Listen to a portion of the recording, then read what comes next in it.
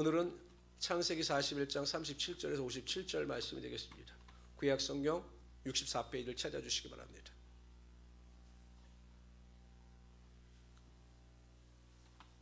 뭐 이상한 거 느끼지 않으세요? 저번 주에 42장 하셨는데 왜 다시 41장을 하시지? 제가 지난해 설교를 하면서 지난주에 이거 뭔가 이상하다, 뭔가 중간에 빠진 것 같다 했는데 내가 37절 57절을 안 했어요. 왜냐면 이 설교를 제가 따로 빼놨었거든요. 그래서 제가 이 설교를 한 줄 알았어요. 미리 제가 이 설교는 미리 준비해 놨습니다. 그래서 11일 설교를 딱 준비해 놨는데 저는 이 설교를 한 줄 알고 지난주 설교를 42장으로 넘어간 겁니다. 감사합니다. 우리 성도님들은 했는지 안 했는지 목사님께서 어련히 아려서 다 하시나 보다, 다음 주엔 안 하시는 거 하시겠지, 이렇게 생각하셨을 줄 믿습니다. 2년 만에 요셉이 감옥에서 나옵니다. 그리고 바로 왕의 꿈을 해석하지요. 완벽하게 해석합니다. 꿈의 내용뿐만 아니라 그 꿈의 내용대로 어떻게 대책을 세워야 하는 것이 이 위기를 극복할 수 있는 기회인가에 대하여 요셉이 자세하게 설명을 합니다. 이제 그 뒤에 이야기가 나오는 겁니다. 우리 건너뛰고 했는데 다시 봅시다. 우리 먼저 37절에서 45절까지 우리 한 절씩 우리가 봉독합니다. 여러분들이 먼저 읽으세요. 시작. 바로가 그의 신하들에게 이르되 이와 같이 하나님의 영에 감동된 사람을 우리가 어찌 찾을 수 있으려 하고,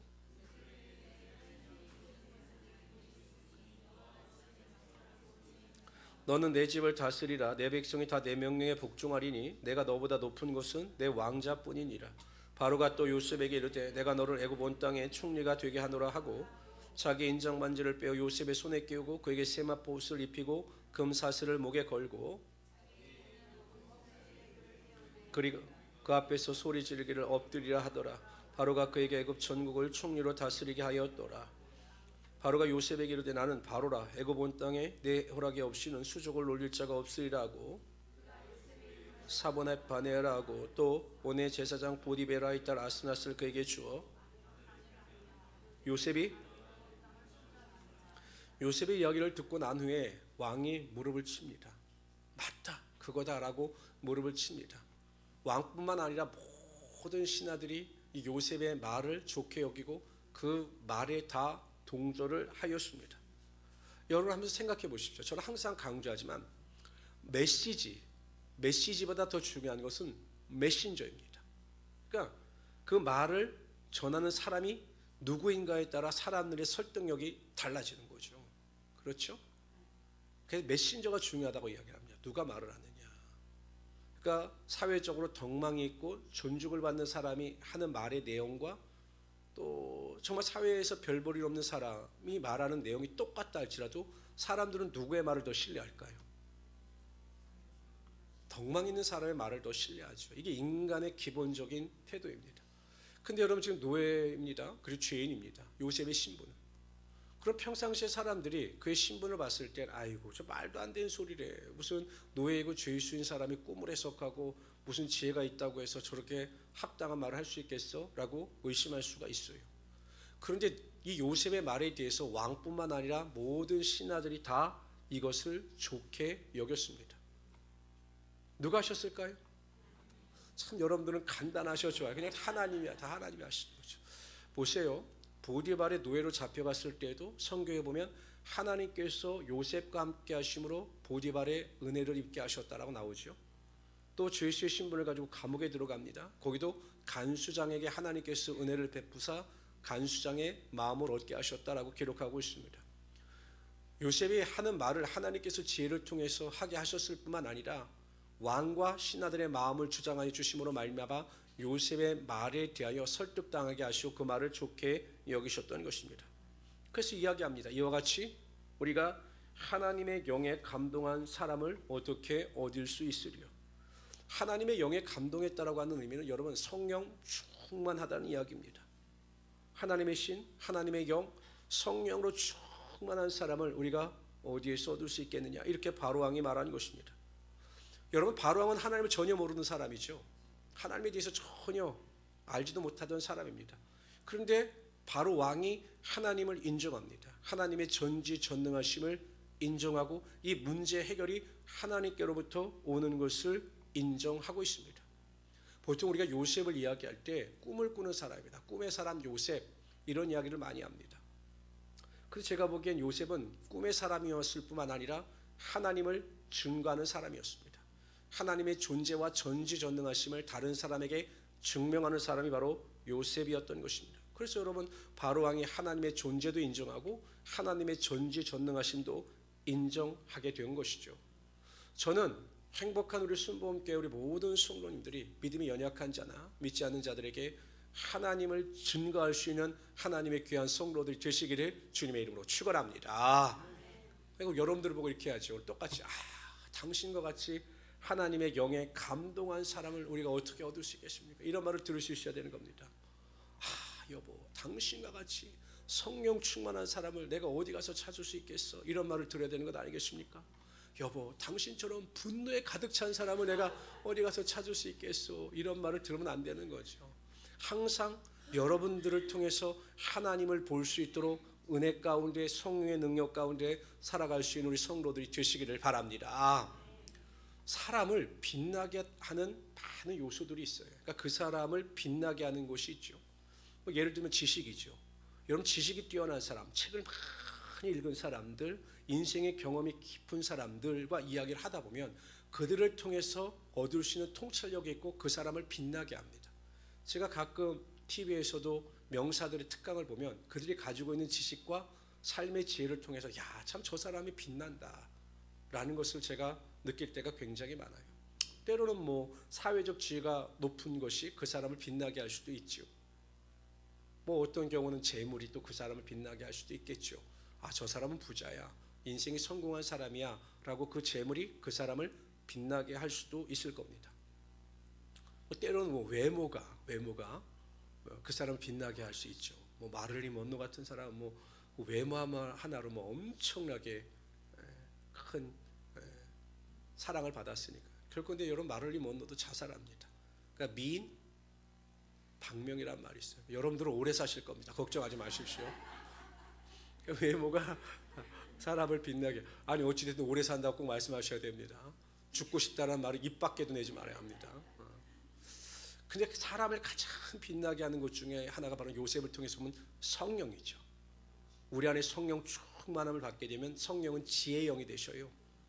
우리가 많이 배우거나 좋은 학교를 나왔다고 지혜로운 사람이 아니라 위로부터 오는 지혜를 덧입을 때 성령 충만을 통해서 성령께서 우리를 빛나게 하시는 것입니다.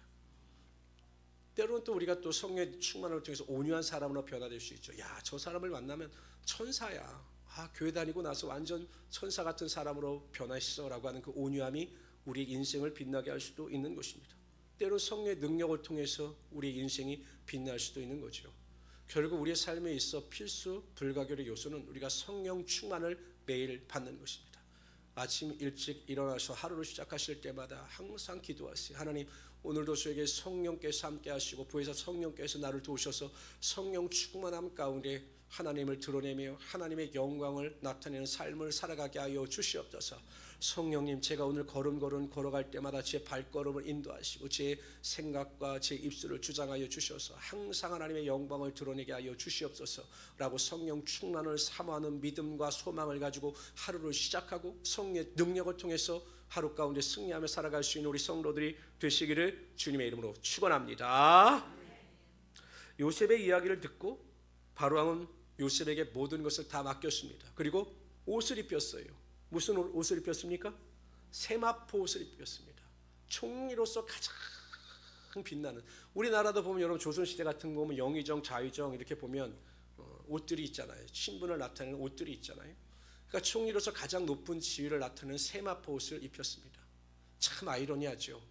형제들은 그 아버지 야곱이 사랑하는 아들 요셉을 위하여 지어준 채색 옷이 마음에 들지 않아서 어찌하든지 그 옷을 벗기고 그를 애굽의 노예로 팔았습니다. 그런데 하나님께서는 어찌하든지 그를 세우셔서 애굽 총리로서의 신분을 높여주시고 그에게 세마포 옷을 입혀 주셨던 것입니다. 우리가 하나님의 말씀대로 살고 하나님의 뜻대로 순종하면 하나님께서 항상 우리에게 세마포 옷을 입혀 주시는 것입니다. 근데 여러분들이 이미 세마포 옷을 입으셨어요. 그렇죠? 구원의 세마포 옷을 입으신 것을 믿으시기를 바랍니다. 성경에 보면 예수 그리스도로 옷을 입어라라고 말씀하십니다. 사도 바울의 고백대로라면 이제 내 안에 내가 산 것이 아니요 오직 예수 그리스도께서 사신 것이다라고 고백을 할 수 있는 구원의 축복을 누릴 성도들은 예수 그리스도로 옷을 입고 있기 때문에 세마포의 귀한 옷을 입고 구별되어 하나님의 영광 가운데 살아갈 수 있게 되는 것입니다. 그러니까 여러분들 항상 나는 구원의 세마포 옷을 입었다, 세상과 구별되는 옷을 입었다 라고 믿음을 가지고 살아가시길 바랍니다. 이런 의식을 가지고 있으면 우리가 세상과 구별되는 삶을 살아가죠. 저는 사람들은요 어떤 옷을 입느냐에 따라 행동 양식이 달라져요. 저는 주로 양복을 많이 입잖아요. 양복을 많이 입으면 행동이 굉장히 조심스러워집니다. 식당에 가서도 이렇게 의자를 이렇게 봅니다. 이렇게 막 닦고서 앉아요.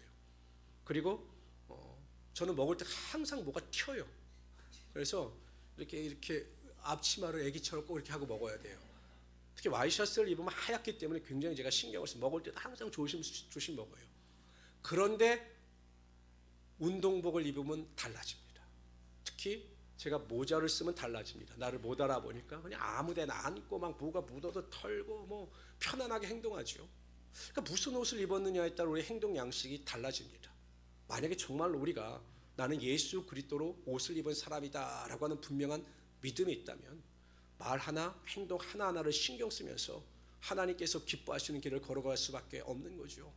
근데 우리가 예수 그리스도 옷을 입었다, 내가 예수 그리스도의 세마포 옷을 입었다라고 하는 온전한 믿음이 없기 때문에 자꾸 육신의 정욕과 안목의 정욕과 이생의 자랑을 쫓아 살아가게 되는 것입니다. 꼭 기억하십시오. 우리는 구원의 세마포 옷을 입은 자들입니다. 예수 그리스도로 옷을 입은 자들입니다. 그 믿음에 합당한 삶을 살아갈 수 있는 우리 성도들이 되시기를 주님으로 축원합니다. 근데 저는 한편으로 요셉의 반응이 놀라워요. 아니 죄수였습니다. 노예였습니다. 13년 동안 그렇게 살았습니다. 그런데 여러분 바로가 너 총리해라. 여러분들 같으면 어떻게 할까요? 못합니다. 안 돼요. 제가 뭐가 배운 게 있고 뭐가 아는 게 있다고 뭐 애굽의 총리가 돼서 제가 이 나라 이 민족에 책임을 집니까? 지금 책임지라는 거거든요. 왕이. 근데 요셉은요 거절하지 않아요. 기다렸던 듯이 낼로 받아 먹습니다. 기다렸다는 듯이 알겠습니다. 제가 총리를 하겠습니다 라고 그것을 받아들여요. 어떻게 요셉이 이것이 가능했느냐? 요셉은 하나님께서 자신과 함께 하시고 하나님께서 자신에게 지혜를 주시며 하나님께서 자신의 삶 가운데 개입하셔서 능력을 베푸시는 하나님이 되심을 믿었기 때문입니다. 내가 하려고 한 것이 아닙니다. 하나님께서 하실 것을 믿고 애굽의 총리 자리에 앉아서 모든 것을 하나님께 맡긴 겁니다. 우리 인생도 이래야 되는 거죠. 내가 하려고 하면 인생이 항상 피곤합니다. 하나님께 맡기면 아무 문제가 없어요. 요즘에 제가 가끔 그런 생각을 하는데, 제가 토요일날 같은 경우 뭐 요즘엔 그런 일이 없지만 예전엔 컴퓨터가 막 이렇게 좋아지지 않을 때는 토요일날 설교 준비하다 컴퓨터가 갑자기 고장이 나면 굉장히 당황스럽더라고요. 이거 뭐 어떻게 준비를 해야 될지 모르고 내용이 다 컴퓨터 안에 있으니까. 근데 요즘에는 이제 제가 단골 컴퓨터 집을 알아놨어요. 그래서 그분은 언제든지 제가 전화하면 토요일 늦을 때도 가면 다 고쳐줍니다. 그러니까 이제 컴퓨터가 고장나도 걱정하거나 불안해하지 않아요. 왜요? 컴퓨터 사장님이 계시니까 갖고 가면 다 고쳐주니까. 그러니까 그렇게 염려하지 않죠. 우리 인생도 마찬가지입니다. 정말 우리가 내가 하나님께 모든 것을 맡기면 하나님께서 내 모든 것을 책임지신다 라고 하는 온전한 믿음을 가지고 일이 발생할 때마다 맡기고 그렇게 살아가는 성도들은 무슨 일이든지 염려와 걱정이 아니라 하나님이 주시는 평안을 가지고 살아갈 수 있게 되는 것이죠. 내 인생이 능력이 안 돼요. 근데 내가 하려고 하니 얼마나 불안합니까? 내 인생은 2밖에 안 되는데 내가 당한 일은 5입니다. 내 능력으로 안 되니까 불안해하고 두려워하고 낙심하고 원망하고 불평하는 것입니다. 그러나 전능하신 하나님께 맡기면 그 문제는 아무것도 아닌 것이 되는 거죠. 그래서 성경은 이렇게 말씀하십니다. 다 같이 한번 읽어봅시다. 시편 37편 5절입니다. 내 길을 여호와께 맡기라. 그를 의지하면 그가 이루시고. 하나님께 맡기면 하나님께서 모든 것을 이루시는 하나님이 되시는 것입니다. 시편 55편 22절에 보면 내 짐을 여호와께 맡기라. 그가 너를 붙드시고 의인의 요동함을 영원히 허락하지 아니하시리로다. 하나님께 맡기면 우리의 요동함을 하나님께서 허락지 아니하십니다. 불안도 허락지 아니하시고 낙심도 허락지 아니하시고 견고한 믿음 안에서 평안을 가지고 살아가게 하여 주시는 것입니다. 베드로전서 5장 7절에 보면 너희 염려를 다 주께 맡기라 그가 너를 돌보심이라. 다 맡기는 겁니다. 다 맡기면 하나님께서 다 돌보아 주시는 것입니다. 맡기지 못하기 때문에 불안한 거죠. 성도 여러분, 항상 모든 일에 맡기는 일에 최선을 다하고 또한 맡김을 통해서 하나님이 주신 절대 평안의 능력을 누리며 살아갈 수 있는 우리 성도들이 되시기를 주님의 이름으로 축원합니다. 한번 여쭤봅시다. 만약에 여러분들이 요셉이에요. 요셉이라고 한번 생각을 해보세요. 또 이런 분들, 전 요셉이 아니야. 그게 생각을 한번 해보세요. 내가 요셉이 됐다. 내가 만약에 요셉이 됐으면 여러분들은 가장 먼저 무슨 일을 하고 싶으셨을까요? 무슨 일을 하고 싶으세요? 내가 총리가 됐다. 그럼 무슨 일을 가장 먼저 하고 싶으세요? 네? 사모님은 가족들을 아유 그래도 가족들을 사랑하시네. 뭘 하고 싶으세요? 하고 싶은 게 없어요? 총리가 됐을 때 가장 먼저? 여러분들은 진짜 착해요. 나는 보디발의 아내를 가만 안 뒀을 것 같아요. 내가 총리가 되면 보디발의 아내를 컴온 이렇게 와가지고 컴온 내가 특검법 제정해서 나의 누명을 벗고 그냥 보디발도 그냥 보디발은 좋게 여겼으니까 봐줘도 아내는 가만 안 뒀을 것 같아요. 아 죄송합니다. 나만 못된 것 같아요. 여러분들 그런 생각을 안 하셨네요. 그렇죠. 거기까지 생각 안 하시죠. 착하셔서 그래요. 나는 항상 그 생각을 했어요. 내가 애굽의 총리가 됐으면 보디발 안에 가만 안 뒀을 거다 이 생각을 항상 하고 있었거든요. 그러니까 어찌 보면 참 요셉은 훌륭한 사람입니다. 보디발은 요셉은 내가 원하는 일이 아니라 항상 하나님이 기뻐하시는 일을 먼저 했어요. 그래서 오늘도 보면 총리가 되자마자 애굽을 순찰합니다. 농사, 밭 이런 모든 것을 파악하기 위해서 애굽을 순찰하죠. 하나님께서 자신에게 맡겨주신 일이 무엇이고 또 그것을 감당하고 하나님께 영광 돌리기 위하여 그렇게 인생을 살았던 것입니다. 우리 모든 성도님들도 내가 원하고 내가 기뻐하는 일이 아니라 항상 하나님이 원하시고 하나님이 기뻐하시는 일을 삶의 우선순위로 두시고 믿음 안에서 승리하며 살아갈 수 있는 우리 성도들 되시기를 주님의 이름으로 축원합니다. 우리 46절부터 49절까지 우리 한 절씩 교독합니다. 46절 다 같이 읽어주세요. 시작. 그가 바로 앞을 떠나 애굽 온 땅을 순찰하니 7해 풍년의 토지 소출이 심히 많은지라 요셉이 애굽 땅에 있는 그 7년 곡물을 거두어 각 성에 저장하되 각 성읍 주의 밭의 곡물을 우리 49절 다 같이 읽읍시다. 시작.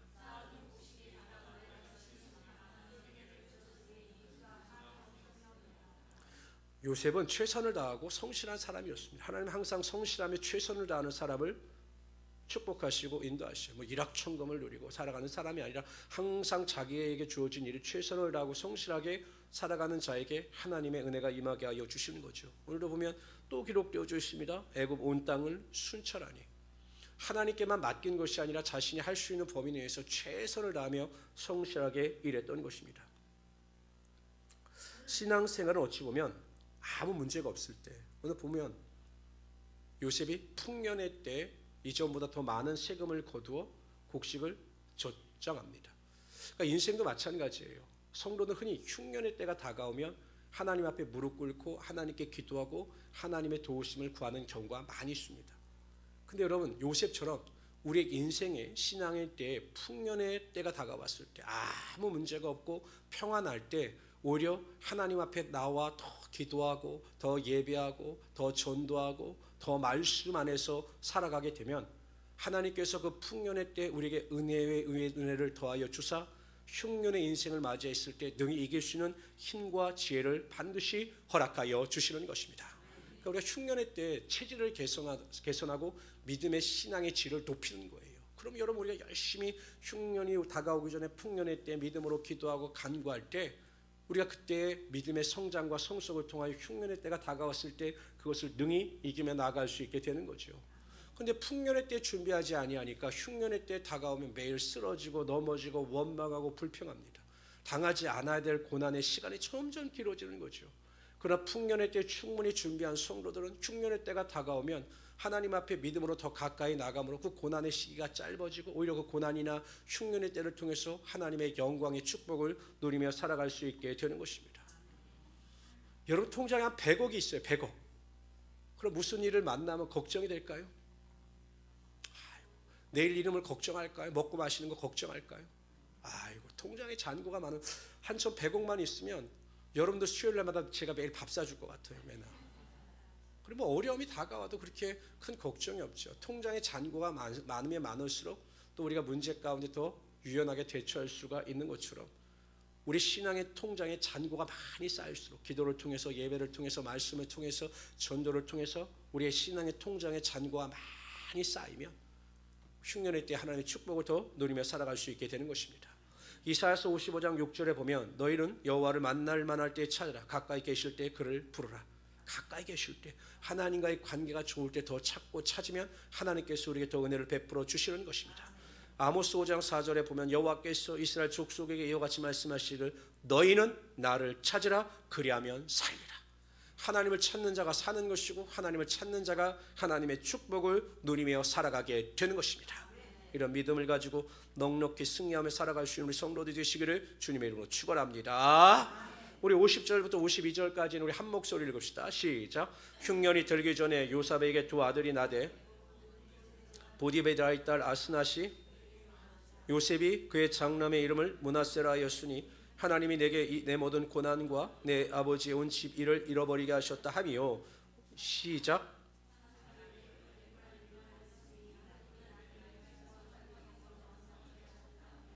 요셉이 아들을 낳습니다. 첫 번째 아들이 므낫세예요. 그래서 므낫세의 이름의 뜻이 무엇이냐? 하나님이 나의 모든 고난과 나의 아버지의 온 집 일을 잊어버리게 하셨다는 거죠. 요셉이 아무리 선하고 착한 사람이라 할지라도 형들에게 받은 상처가 없었겠습니까? 그렇게 살려달라고 하는데도 자신을 노예로 팔아버리는 그 형들에 대한 감정이 분명히 남아 있었을 겁니다. 또 한편으로는 아버지에 대한 그리움과 슬픔도 항상 있었겠죠. 뭐 평안할 때는, 또 일이 바쁠 때에는 그런 생각을 못하다가 혼자 있을 때는 아버지가 왜 생각이 나지 않았겠습니까? 항상 그 마음에 형들에 대한 분노, 아버지에 대한 소망, 또 이렇게 갈급함이 있었을 겁니다. 근데 그 첫 번째 아들 므낫세를 낳는 순간 그 마음에 있는 상처와 마음속에 있는 모든 슬픔이 다 떠나가게 되는 거죠. 완전히 이제는 단절을 시킨 겁니다. 여러분, 음식물 쓰레기에다 아무리 새로운 음식물을 만들어서 집어넣어도 그 음식물은 음식물 쓰레기죠. 그렇죠? 그걸 먹을 사람은 없어요.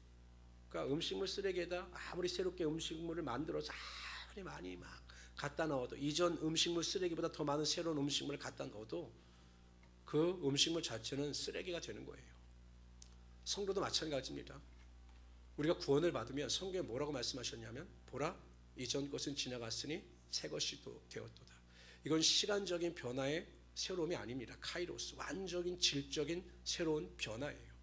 이러한 변화에 대해서 골로새서 3장 10절에 보면 지식에까지 새로움을 입은 자들이다, 이렇게 말씀하셔요. 그러니까 전인격적인 변화죠. 단지 우리의 신분의 변화가 아니라 겉사람은 똑같으나 우리의 마음과 생각까지 완전히 새롭게 변화되는 것이 하나님의 구원의 축복입니다. 그런데 구원을 받은 성도들이 여전히 이전에서 벗어나지 못하는 경우가 많이 있어요. 이전의 상처, 이전의 고통, 아픔, 문제로부터 벗어나지 못하는 분들이 정말로 많아요. 그렇게 되면 어떻게 되면 자아가 삐뚤어집니다. 자아가 곡해가 됩니다. 여러분, 창문이 들어오면 그 창문을 통해서 보는 이웃의 빨래는 항상 더럽죠. 우리 집 창문이 더러운 건데 그걸 깨닫지 못하고 알지 못하면 항상 저 집의 빨래가 더럽다고 이야기하는 것처럼 내 자아가 잘못되어지고 내 상처가 치유받지 못하게 되면 항상 하나님 안에서 잘못된 믿음의 시각을 가지고 살아갈 수밖에 없는 거예요.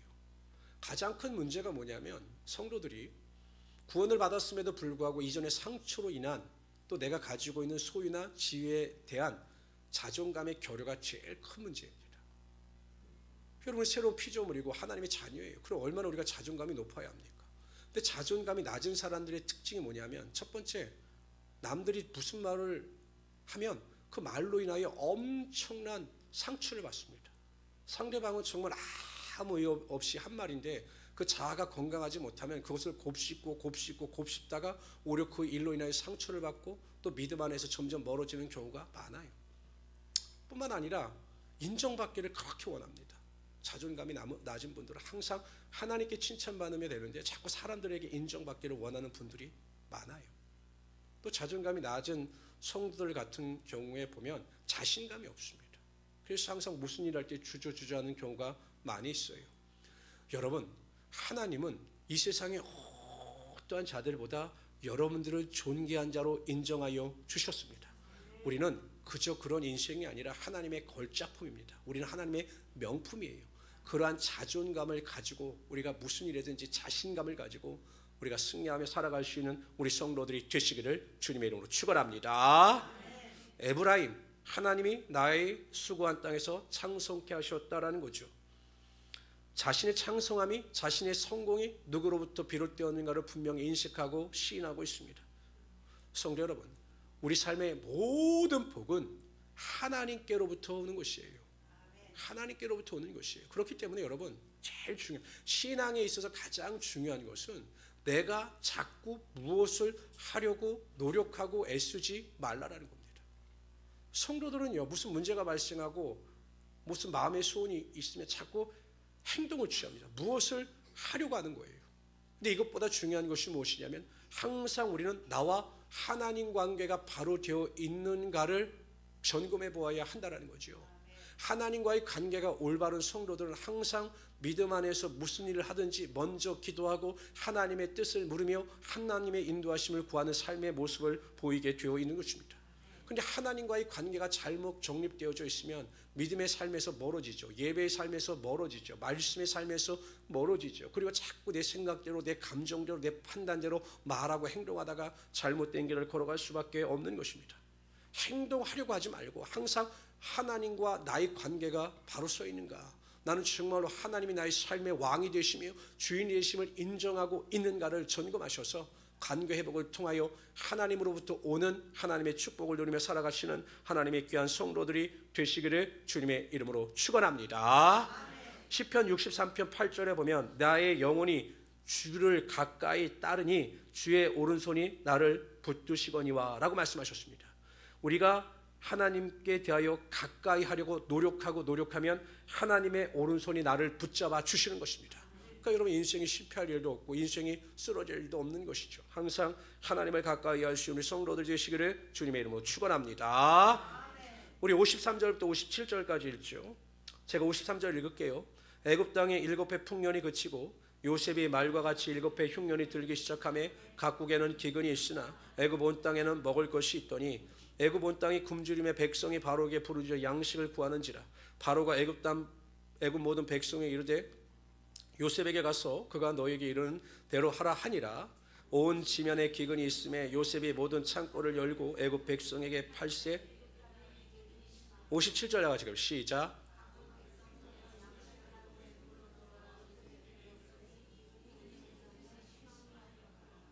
마침내 7년이 되니까 하나님의 말씀대로 흉년이 들기 시작합니다. 여러분, 근데 보세요. 7년 동안 풍년이 들 때 불평과 불만하는 사람들이 없었겠습니까? 아니, 이렇게 날씨도 좋고 이렇게 곡식도 잘 되는데 무슨 흉년이 온다고 그러냐, 왜 이전보다 더 세금을 많이 걷어들이냐라고 원망하고 불평하는 사람들도 분명히 있었을 것입니다. 근데 여러분, 흉년이 들자 이런 불평과 불만이 완전히 사그러들었겠죠. 하나님은 반드시 하나님의 때에 하나님의 일을 행하시는 하나님이 되시는 것입니다. 인간적인 눈으로 보면 과연 그런 일이 일어날까라고 의심하지만 하나님은 하나님의 방식대로 하나님의 때가 되면 반드시 하나님의 일을 행하시는 하나님이 되시는 것입니다. 선을 행하다가 낙심하지 말지니 포기하지 아니하면 때가 이름에 거두리라. 우리가 포기하지 아니하고 인내하고 하나님의 때를 기다리면 반드시 하나님은 하나님의 일을 행하시는 하나님이 되시는 것입니다. 위기를 극복하는 요셉의 모습이 소개되고 있습니다. 우리가 각국에서 이제 애굽 땅으로 그 위기 가운데 곡식을 얻기 위하여 찾아오고 있습니다. 그래서 오히려 애굽의 지위가 높아지게 된 것입니다. 애굽은 오히려 위기를 통해서 높아지는 하나님의 축복의 기회를 맛보게 된 것이죠. 성도는 위기 앞에서 위기를 기회로 만들 수 있어야 하는 것입니다. 왜? 하나님께서 우리에게 약속하셨기 때문이죠. 모든 것이 합력하여 축복이 되게 하시고 고난이 변하여 영광이 되게 하시며 없는 것을 있는 것처럼 세우시는 하나님이 되시기 때문에 항상 우리는 위기를 다가올 때마다 위기를 기회로 삼을 수 있어야 한다는 것입니다. 똑같은 위기라도요. 위기라는 글자를 보면서 세상 사람들은 항상 실패라고 읽어요. 그렇게 생각을 합니다. 위기가 다가오면 이제 끝났다. 이제 실패다라고 읽어요. 성도들은 위기라고 하는 글자를 볼 때마다 어떻게 읽어야 할까요? 기회다라고 읽어야 하는 것입니다. 고난 없는 영광은 없습니다. 하나님은 고난을 통해서, 환난을 통해서, 문제를 통해서 우리를 더 높여주시고 더 큰 축복의 은혜와 능력으로 함께하여 주시는 거죠. 우리가 당하는 위기 가운데 하나님께서 우리를 연단하는 방법은 두 가지입니다. 첫째는 그 위기를 통해서 우리의 믿음을 더 성장시켜 나가셔요. 고난 앞에서 무릎 꿇고 기도하면 우리의 삶의 축복이 임하기 전에 먼저 우리가 변화가 됩니다. 우리가 변화가 돼요. 정말 우리의 믿음이 그 고난을 통해서 점점 넓어지고 깊어집니다. 그리고 하나님께서는 그 넓어지고 깊어진 믿음 가운데 하나님의 축복의 능력이 임함으로 말미암아 그 은혜를 누리며 살아갈 수 있는 성도가 되게 하여 주시는 거예요. 만약에 여러분 우리가 믿음이 준비되어 있지 않으면 오히려 하나님의 축복을 통해서 우리가 하나님으로부터 멀어질 수 있기 때문에 하나님은 그 위기를 통해서 우리를 다듬어 가시기를 원하시는 하나님이 되시는 것입니다. 요새처럼 위기 가운데 기회로 삼으시는 우리 성도들이 되시기를 바랍니다. 지금 여러 가지 일로 어려움을 당한다 할지라도 낙심하지 마십시오. 항상 하나님은 우리에게 이길 힘을 주시고 길을 예비하시며 우리를 축복의 삶으로 인도하여 주실 것입니다. 그런 믿음을 가지고 넉넉히 이기며 살아가신 우리 성도들이 되시기를 주님의 이름으로 축원합니다. 기도합시다. 주시 하나님 정말로 감사합니다. 우리를 세상의 고아와 같이 버려두지 아니하시고 우리가 하루하루 살아갈 때마다 하나님께서 나와 함께 하시며 나를 하나님의 자녀 삼아 주심을 정말로 감사합니다.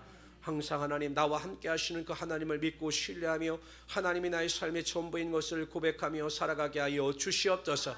믿음으로 넉넉히 이기며 살아가는 자를 되게 하여 주시옵소서. 기도로 승리하며 살아가는 우리 성도들 되게 하여 주시옵소서. 믿음으로 살아갈 때마다 기도할 때마다 하늘문이 열리는 축복을 누리며 살아가게 하여 주시옵소서. 감사하며 예수님의 이름으로 기도드리옵나이다. 아멘.